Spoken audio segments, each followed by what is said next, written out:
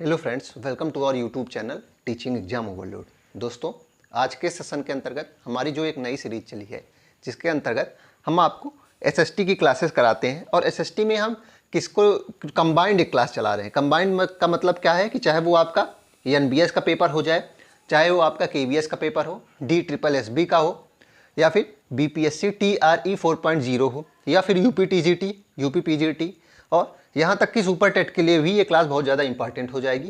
क्योंकि एसएसटी सब में सेम आती है और सबका ही आधार क्या होता है, एनसीईआरटी होता है। सबका ही आधार एनसीईआरटी होता है। तो जहाँ कहीं भी एसएसटी का पेपर आता है तो उसके अंतर्गत हमारी ये नई सीरीज चल रही है और सबके पेपर के लिए इंपॉर्टेंट हो जाएगी। जिसके अंतर्गत आज हम एक नए टॉपिक को पढ़ेंगे जिसका नाम है बौद्ध धर्म। आज का हमारा टॉपिक क्या है? बौद्ध धर्म। चलिए फिर, जिसमें हम बौद्ध धर्म पढ़ने से पहले क्या करेंगे, एक छोटे से टॉपिक महाजनपद को पढ़ेंगे। हम क्या करेंगे, पहले महाजनपद को पढ़ेंगे। 5 से 7 मिनट का टॉपिक है, 5-6 मिनट का टॉपिक है, छोटा टॉपिक है, लेकिन हमारा आज का मेन थीम बौद्ध धर्म है। महाजनपद से भी प्रश्न आते हैं, लेकिन बौद्ध धर्म ज़्यादा इंपॉर्टेंट है, इसलिए हमारा थंबनेल बौद्ध धर्म का है। और हमारा आज 2 टॉपिक को कवर करेंगे। महाजनपद जो आते हैं, जो 16 महाजनपद हैं, और उसके बाद बौद्ध धर्म को हम पढ़ेंगे। चलिए फिर, सेशन को शुरू करने से पहले हमारी एक रिक्वेस्ट है कि हमारे चैनल को लाइक करें, सब्सक्राइब करें तथा ज़्यादा से ज़्यादा शेयर करें। चलिए फिर बिना किसी देरी के शुरू करते हैं। महाजनपद काल 600 ईसा पूर्व से 400 ईसा पूर्व तक था। कब से कब तक था? 600 ईसा पूर्व से 400 ईसा पूर्व तक। अब देख लेते हैं कि महाजनपद काल में महाजनपद था क्या। तो इसको जानने के लिए हम क्या करेंगे, पहले उस समय की समाज कितने वर्गों में विभाजित था उसको हम जान लेते हैं। मतलब सामाजिक इकाई जो थी वह कैसे कैसे विभाजित थी। प्रशासनिक इकाई, तो प्रशासनिक इकाई पहले कुल में बटी थी। सबसे छोटी प्रशासनिक इकाई उस समय कुल थी। उसके बाद ग्राम होता था, फिर विस होता था जिसका मुखिया विसपति होता था, फिर जन होता था, मुखिया जनपति होता था, फिर जनपद होता था, फिर क्या होता था, जनपद होता था। और प्रशासनिक इकाई सबसे बड़ी कौन सी थी? तो महाजनपद था। ध्यान रखिएगा, सबसे बड़ी प्रशासनिक इकाई क्या था? महाजनपद था। यह राज्य के रूप में मान्यता मिली थी इसको। ध्यान रखिएगा, यह राज्य के रूप में इसकी महाजनपद काल की मान्यता मिली थी। अब देखते हैं कि महाजनपद के बारे में कुछ प्रमुख ग्रंथों में कुछ प्रमुख उल्लेख मिले। चलिए उसको जान लेते हैं कि महाजनपद काल के बारे में किन प्रमुख ग्रंथों में क्या क्या उल्लेख मिले। यहाँ से प्रश्न बहुत बनते हैं। अगर प्रश्न बनने का यूपी टेट और सुपर टेट में सबसे ज़्यादा चांस है तो यहीं से है कि बौद्ध धर्म के किस ग्रंथ में 16 महाजनपदों के बारे में उल्लेख है, तो वह है अंगुत्तर निकाय। प्रश्न बनता है कि बौद्ध धर्म के किस ग्रंथ में 16 महाजनपद का उल्लेख मिलता है, तो वह अंगुत्तर निकाय में मिलता है। उसके बाद प्रश्न बनता है कि जैन धर्म के किस ग्रंथ में 16 महाजनपदों का उल्लेख मिलता है, तो वह भगवती सूत्र में। वह क्या है? भगवती सूत्र में। तीसरा प्रश्न यह बनता है कि अष्टाध्यायी जो पाणिनि ने लिखी थी, उन्होंने कितने महाजनपद का वर्णन किया था। अभी तक आपने देखा कि बौद्ध धर्म का जो अंगुत्तर निकाय है उसमें 16 महाजनपद हैं, और जैन धर्म के भगवती सूत्र में भी 16 महाजनपदों का वर्णन मिलता है, लेकिन पाणिनि की अष्टाध्यायी में 16 महाजनपद नहीं थे। तो प्रश्न बनता है कि पाणिनि ने जो बुक लिखी है अष्टाध्यायी, उसमें कितने महाजनपदों का वर्णन है, तो उसमें है 22 महाजनपदों का वर्णन। 3 पॉइंट बहुत इंपॉर्टेंट है कि बौद्ध धर्म के अंगुत्तर निकाय नामक ग्रंथ में 16 महाजनपद का वर्णन मिलता है, जैन धर्म के भगवती सूत्र में 16 महाजनपद का वर्णन मिलता है, और पाणिनि ने जो अपनी बुक अष्टाध्यायी लिखी थी उसमें 22 महाजनपद का वर्णन मिलता है। अब देखते हैं जो 16 महाजनपद माने गए हैं उसमें 14 राजतंत्र था, मतलब 14 में राजा का तंत्र था, लेकिन 2 ऐसे भी थे जिसमें गणतंत्र था, मतलब प्रजा का शासन होता था, प्रजातंत्र था। वह कौन से थे? वज्जी था और मल्ल था। वह कौन कौन से थे? वज्जी था और मल्ल था। अब एक इंपॉर्टेंट पॉइंट वज्जी से है कि यह दुनिया का सबसे पहले गणतंत्र था। ध्यान रखिएगा, गणतंत्र शासन दुनिया में सबसे पहले वज्जी में ही था। इसको ध्यान रखिएगा। प्रश्न बनता है कि दुनिया का सबसे पहला गणतंत्र कौन है, तो वह है वज्जी। अब 16 महाजनपदों में से कुछ प्रमुख महाजनपद की राजधानी देख लेते हैं। मगध तो सबसे इंपॉर्टेंट महाजनपद था। इन 16 महाजनपद में सबसे इंपॉर्टेंट क्या था? इनमें मगध था। तो मगध के बारे में चलिए देख लेते हैं कि इसकी पहली राजधानी राजगृह थी या फिर गिरिवज थी। उसके बाद लास्ट में पाटलिपुत्र भी बनी। ध्यान रखिएगा, राजगृह या फिर गिरिवज भी उसे कहते हैं, फिर पाटलिपुत्र भी बनी। ध्यान रखिएगा, मैंने आपको बताया ये मगध जो था वह सबसे शक्तिशाली महाजनपद था। सबसे शक्तिशाली महाजनपद कौन सा था? मगध था। और दूसरा है कि अब दूसरा देख लेते हैं अंग की राजधानी क्या थी? चंपा। अब इसकी ट्रिक मैं आपको बता दूं, अंग की राजधानी चंपा कैसे याद करेंगे। अब देखिए, चंपी जो है वह अंग की ही तो की जाती है, तो इसकी ट्रिक कैसे हो जाएगी? अंग की चंपा। और इसमें आपको क्या याद करना है कि सबसे बड़ा व्यापारिक महाजनपद कौन सा था, तो वह अंग राज्य था। ध्यान रखिएगा, अंग महाजनपद सबसे बड़ा व्यापारिक महाजनपद था, और मगध जो था वह सबसे शक्तिशाली महाजनपद था। अब देख लेते हैं कौशल। कोसल नगरी इंपॉर्टेंट है, उसकी राजधानी साकेत या श्रावस्ती थी। कोसल की राजधानी साकेत या श्रावस्ती थी और कोसल सरयू नदी के किनारे था। अवंती की, अब अवंती देख लेते हैं। अवंती की उत्तर की राजधानी उज्जैन थी। ध्यान रखिएगा, अवंती की जो दो राजधानियाँ बटी थी, उत्तर की राजधानी उज्जैन थी और दक्षिण की माहिष्मती थी। ध्यान रखिएगा, उत्तर में उज्जैन थी राजधानी और दक्षिण में माहिष्मती थी। गांधार इंपॉर्टेंट है, इसकी राजधानी तक्षशिला थी। गांधार जो है इसकी राजधानी क्या थी? तक्षशिला थी। काशी की राजधानी वाराणसी है, तो सबको पता ही होना चाहिए। काशी की राजधानी वाराणसी और 23वें तीर्थंकर यहीं से संबंधित थे। ध्यान रखिएगा, पार्श्वनाथ जो थे 23वें तीर्थंकर थे, वह वाराणसी से ही संबंधित थे। ध्यान रखिएगा। पांचाल की राजधानी क्या थी? काम्पिल्य थी। पांचाल की राजधानी अहिचस्त्र या फिर काम्पिल्य थी। वज्जी, ध्यान रखिएगा, वज्जी की राजधानी वैशाली थी।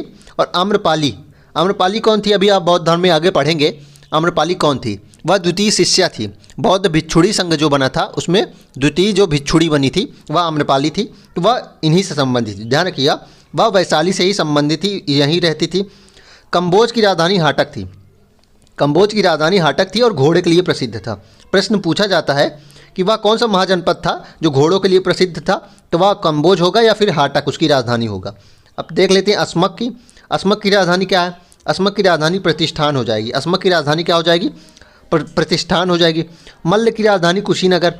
सूर्यसेन की मथुरा इंपॉर्टेंट है, सूर्यसेन की मथुरा। मत्स्य की विराटनगर हो जाएगी और कुरु की इंद्रप्रस्थ हो जाएगी, या फिर जो वर्तमान दिल्ली राज्य है। ध्यान रखिएगा, प्रश्न बनता है कि इंद्रप्रस्थ जो वर्तमान, वह इंद्रप्रस्थ नामक स्थान वर्तमान में कहाँ है, तो वह दिल्ली है। ध्यान रखिएगा। वत्स की राजधानी कौशाम्बी और चेद जो है उसकी उस राजधानी शक्तिमती हो जाएगी, और यह कलिंग शासक खारवेल से संबंधित है। ध्यान रखिएगा।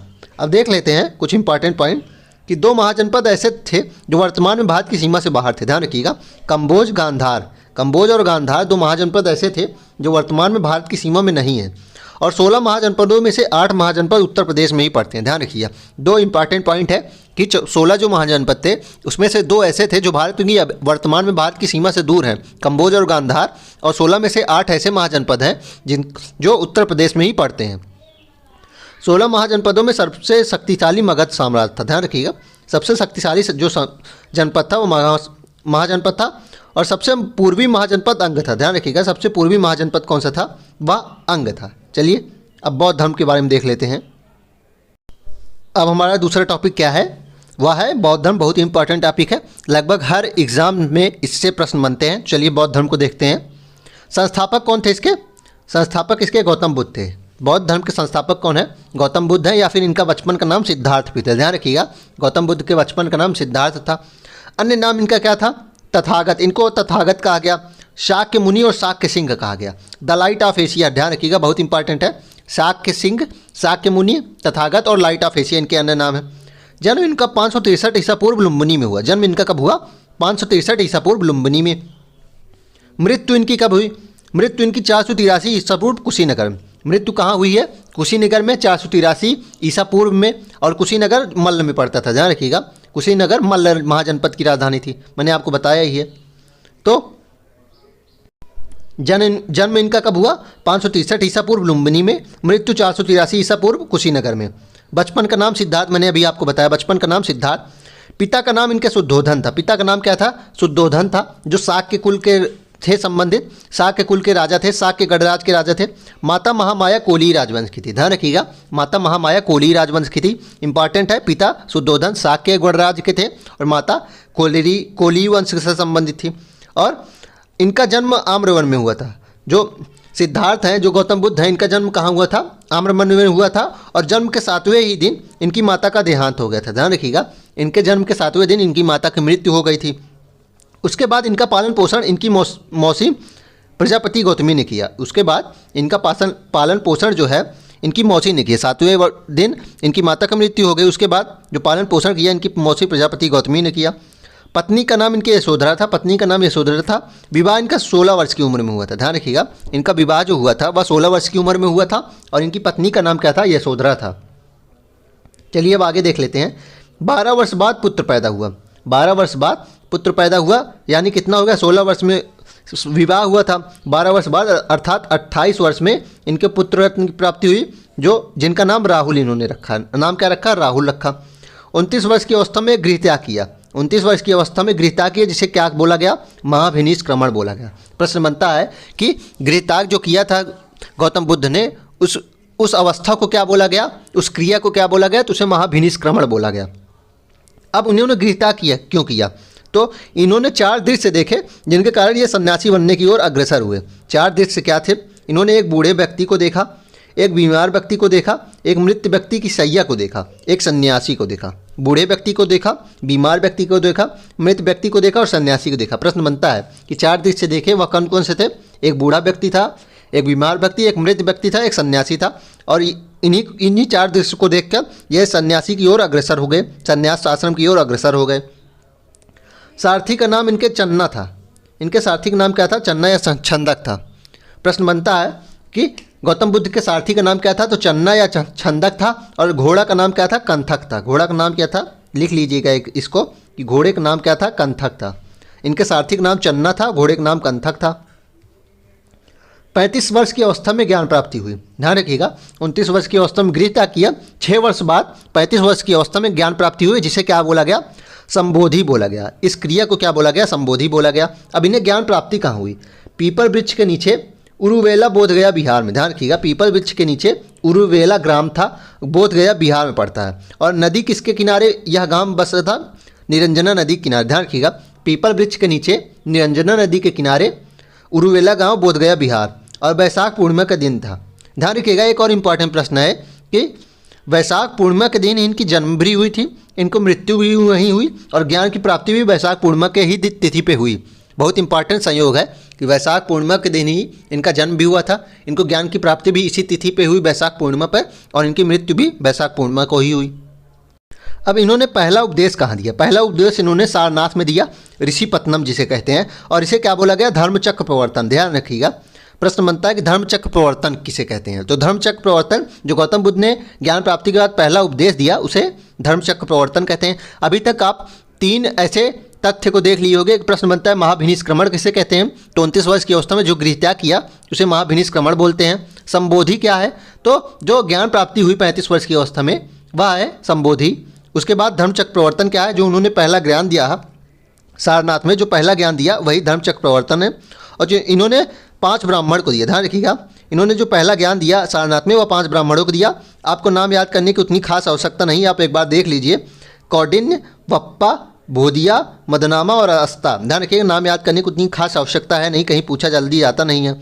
अब देख लेते हैं उसके बाद इन्होंने ज्ञान कहाँ दिया, उसके बाद इन्होंने वाराणसी के यज्ञश्रेष्ठी में ज्ञान दिया। ध्यान रखिएगा, उसके बाद ये कहाँ गए, वाराणसी गए, वहाँ यज्ञश्रेष्ठी को ज्ञान दिया। ध्यान रखिएगा, वहाँ यह क्या किए, यज्ञश्रेष्ठी को ज्ञान दिया, और यहीं बौद्ध भिक्षु संघ बनाया। यहीं क्या किया, बौद्ध भिक्षु संघ बनाया। अब आगे देखते हैं कि बौद्ध भिक्षुड़ी संघ कहाँ गए। उसके बाद ये वैशाली गए। पहले कहाँ गए, उपदेश कहाँ दिया, पहला सारनाथ में दिया, जैसे धर्मचक्र प्रवर्तन कहा गया। उसके बाद ये कहाँ गए, उसके बाद यज्ञश्रेष्ठी को ज्ञान दिया वाराणसी में, जहाँ बौद्ध भिक्षु संघ बनाया। उसके बाद ये वैशाली गए, उसके बाद ये वैशाली गए जहाँ बौद्ध भिक्षुड़ी संघ बनाया। ध्यान रखिएगा, बौद्ध भिक्षुड़ी संघ मैंने अभी बताया था आपको ना, आम्रपाली नाम लिया था, तो वैद्य ये इसी तथ्य से संबंधित है कि वाराणसी के बाद ये वैशाली गए जहाँ बौद्ध भिक्षुड़ी संघ बनवाया, और यह आनंद के कहने पे बनवाया। ध्यान रखिएगा, आनंद के कहने पे बनवाया। और इस संघ में सबसे पहले जो पहली भिक्षुड़ी थी वह प्रजापति गौतमी थी। ध्यान रखिएगा, पहली शिष्या जो बनी वह प्रजापति गौतमी बनी, उसके बाद दूसरी जो बनी वह आम्रपाली बनी। तो पहली कौन बनी, प्रजापति गौतमी, और दूसरी शिष्या आम्रपाली बनी। सबसे अधिक उपदेश और सबसे अधिक अनुनायी कहाँ थे, ध्यान रखिएगा, सबसे अधिक उपदेश और सबसे अधिक अनुनायी जो इनके थे वह श्रावस्ती थे। इन्होंने सबसे अधिक उपदेश, प्रश्न बनता है कहाँ दिए, तो वह श्रावस्ती में दिया। चलिए अब आगे देख लेते हैं, इनका अंतिम उपदेश देख लेते हैं। इनका अंतिम उपदेश कुशीनगर में, ध्यान रखिएगा, सुभद्र या सुमंत को दिया। अंतिम उपदेश इन्होंने कुशीनगर में, सुभद्र या सुमंत भी कहीं कहीं लिखा होता है, उनको दिया। सर्वाधिक उपदेश पाली भाषा में दिया। ध्यान रखिएगा, प्रश्न बनता है कि बौद्ध धर्म की भाषा क्या थी, तो पाली थी। सर्वाधिक वर्षावास कहाँ बिताए, श्रावस्ती में। सर्वाधिक वर्षावास कहाँ बिताए, श्रावस्ती में। और अंतिम वर्षावास कुशीनगर में बिताए, अंतिम वर्षावास कुशीनगर में। चलिए अब इतना रिवाइज कर लेते हैं एक बार, फिर आगे बढ़ते हैं। संस्थापक गौतम बुद्ध, अन्य नाम था इनका तथागत, शाक्य मुनि, शाक्य सिंह और लाइट ऑफ एशिया। जन्म 563 ईसा पूर्व लुम्बिनी में, ध्यान रखिएगा, लुम्बिनी ग्राम में। मृत्यु 483 ईसा पूर्व कुशीनगर में, यह मल्ल राज की राजधानी थी। बचपन का नाम सिद्धार्थ था। पिता शुद्धोधन शाक्य गणराज के थे, माता महामाया कोली गणराज की। और आम्रवान में इनका जन्म हुआ था। सातवें दिन इनकी माता की मृत्यु हो गई। उसके बाद प्रजापति गौतमी ने इनका पालन पोषण किया। पत्नी यशोधरा 16 वर्ष की उम्र में विवाह हुआ। 12 वर्ष बाद 28 वर्ष की अवस्था में इनको पुत्र की प्राप्ति हुई जिसका नाम राहुल रखा।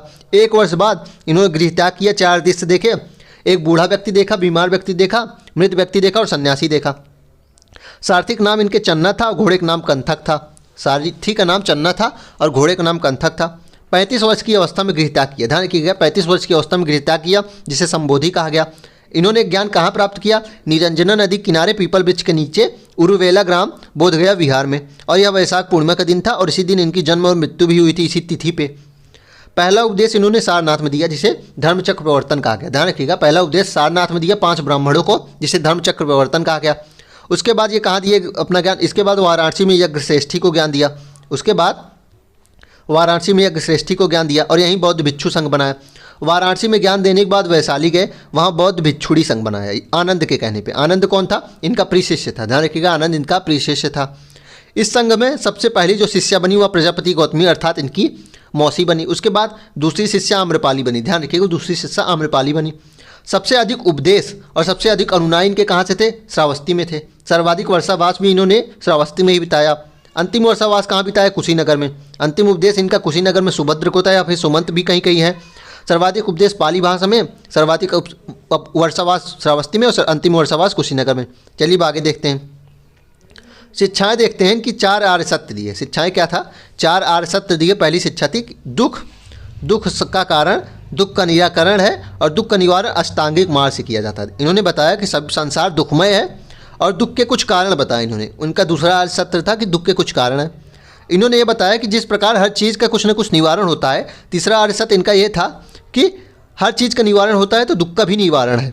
चौथा क्या था आर्य सत्य? उस दुख का निवारण किस तरीके से किया जाए वह चौथा आर्य सत्य था। वह था अष्टांगिक मार्ग। अब अष्टांगिक मार्ग क्या था? मार्ग एक विधि थी जिसके जरिए आप क्या करते थे? इस दुख का निवारण कर सकते थे। वो क्या था? आप इसको एक बार देख लीजिए। सम्यक दृष्टि। सम्यक दृष्टि थी, मतलब 4 आर्य सत्य में विश्वास करना ही सम्यक दृष्टि है।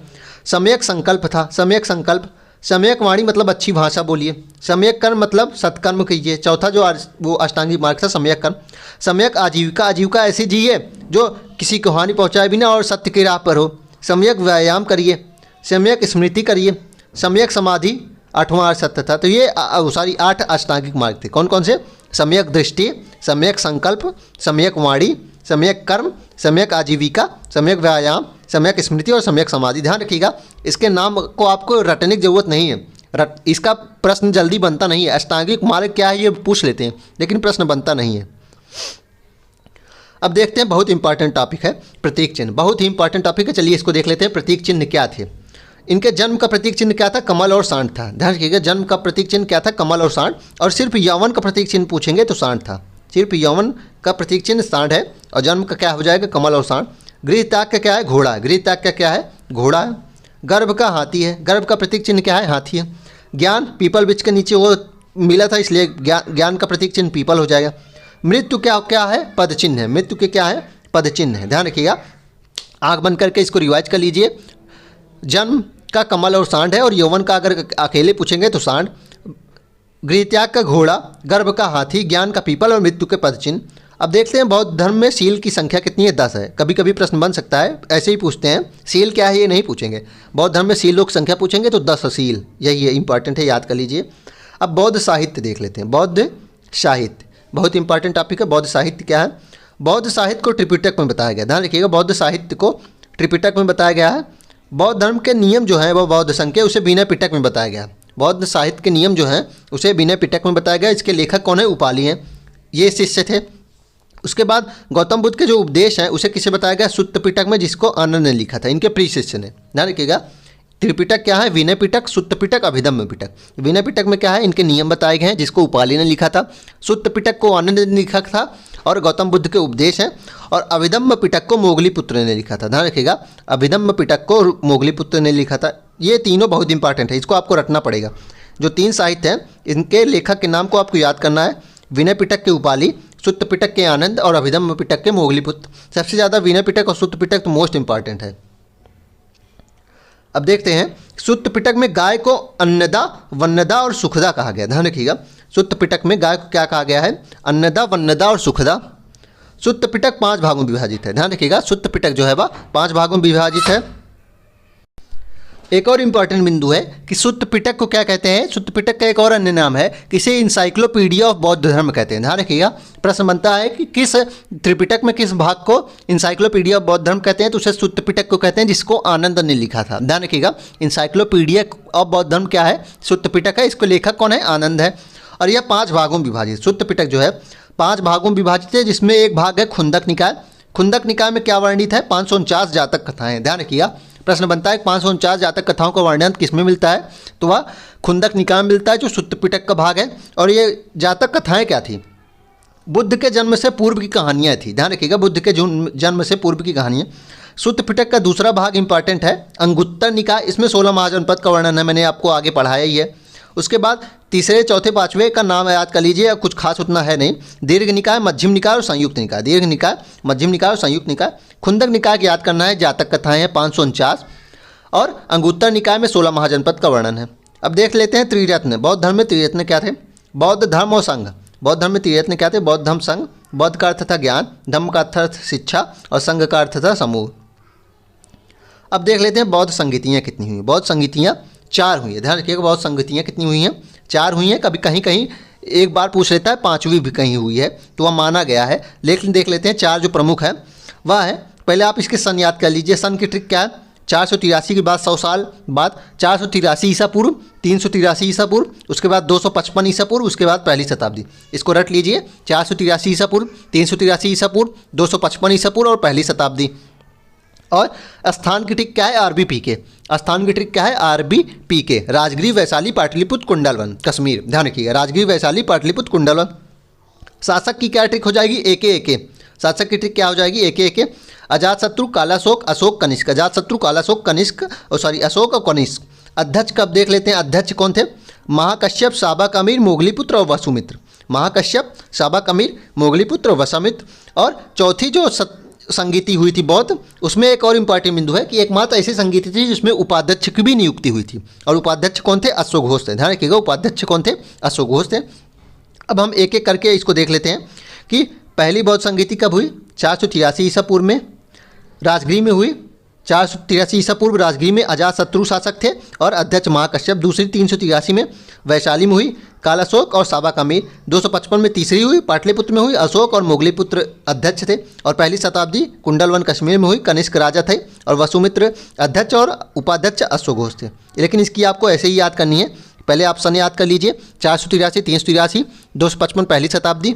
उसके बाद RBPK याद कर लीजिए, राजगृह, वैशाली, पाटलिपुत्र, कुंडलवन। उसके बाद शासन काल याद कर लीजिए, अजातशत्रु, कालाशोक, अशोक, कनिष्क। उसके बाद अध्यक्ष याद कर लीजिए, महाकश्यप, साबक अमीर, मोगलीपुत्र और वसुमित्र। और उपाध्यक्ष लास्ट अश्वघोष।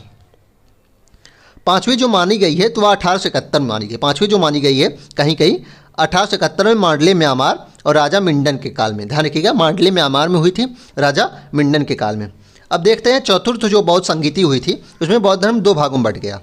चतुर्थ बौद्ध संगीति जो हुई थी उसमें बौद्ध धर्म जो है वह 2 भागों में बंट गया, एक महायान, एक हीनयान। महायान के प्रवर्तक कौन थे, वसुमित्र थे। महायान के प्रवर्तक कौन थे, वसुमित्र थे, जो अध्यक्ष थे चौथी बौद्ध संगीति के। और ये बुद्ध को ईश्वर समझते थे। ये क्या समझते थे, बुद्ध को ईश्वर समझने लगे थे और ये नए नियम बनाए। महायान में क्या हुआ था, महायान संप्रदाय में, कि नए नियम बनाए और बुद्ध को ईश्वर समझने लगे। बुद्ध ने स्वयं को ईश्वर नहीं माना था, लेकिन महायान में चौथी बौद्ध संगीति तक क्या हुआ, बुद्ध को ये ईश्वर समझने लगे। और ये जो नए नियम है ये चीन, जापान, कोरिया, भूटान, सिंगापुर में महायान धर्म का ही प्रचलन है। ध्यान रखिए। अब हीनयान के प्रवर्तक कौन है, हीनयान के प्रवर्तक है महाकश्यप। हीनयान के प्रवर्तक कौन है, महाकश्यप हैं।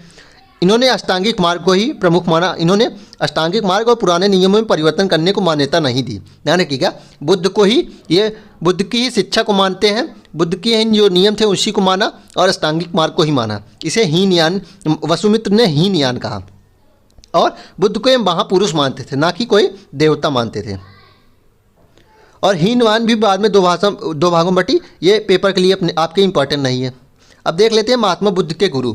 महात्मा बुद्ध के गुरु कौन है, आलार कराम, पहले गुरु इनके। ध्यान रखिएगा, सांख्य दर्शन के प्रवर्तक। इन्होंने सांख्य दर्शन कहाँ सीखा, आलार कराम से। ध्यान रखिएगा, प्रश्न बनता है कि महात्मा बुद्ध ने सांख्य दर्शन कहाँ से सीखा, तो आलार कराम से। और ये इनके पहले गुरु थे। और योग दर्शन इन्होंने कहाँ सीखा? रुद्रक रामपुत्र से। योग दर्शन कहाँ सीखा? रुद्रक रामपुत्र से। और बृहस्पति से वैदिक दर्शन सीखा। प्रश्न बनता है कि वैदिक शिक्षा जो है बुद्ध ने कहाँ से ली, किस गुरु से ली? तो वह बृहस्पति से। पहले गुरु कौन है बुद्ध के? आलार कलाम है, जो उन्होंने सांख्य दर्शन सिखाया। और योग दर्शन रुद्रक रामपुत्र से सीखा। अब देख लेते हैं कुछ प्रमुख बौद्ध मठ जो वर्तमान में है। इसमें आपको लद्दाख का हेमिस याद करना है, बहुत इंपॉर्टेंट है। लद्दाख का हेमिस याद करना है। सिक्किम में रूमटेक और लिंगडम। सिक्किम में क्या याद करना है? रूमटेक और लिंगडम। हिमाचल प्रदेश में आपको ताबो और मैक्लोडगंज याद करना है, ध्यान रखिएगा। ताबो और मैक्लोडगंज। मैक्लोडगंज कहाँ है? धर्मशाला, हिमाचल प्रदेश में, ध्यान रखिएगा। मैक्लोडगंज धर्मशाला में है। क्यों याद करना है इसे? क्योंकि 14वें दलाई लामा भारत में, 14वें दलाई लामा जो है भारत में, इनको यहीं शरण दी गई, ध्यान रखिएगा। और ये 1959 में भारत आए थे तिब्बत से, ध्यान रखिएगा। 1959 में भारत आए थे तिब्बत से। अरुणाचल प्रदेश में तवांग मठ याद करना है। इसे क्यों याद करना है? क्योंकि यह सबसे बड़ा मठ है, ध्यान रखिएगा। इसे क्यों याद करना है? क्योंकि यह सबसे बड़ा मठ है, इंपॉर्टेंट है, सबसे बड़ा मठ है, इसलिए याद करना है। कर्नाटक का बेलकुप्पे मठ याद है करना है, इंपॉर्टेंट है। और तो आपको याद नहीं करना है।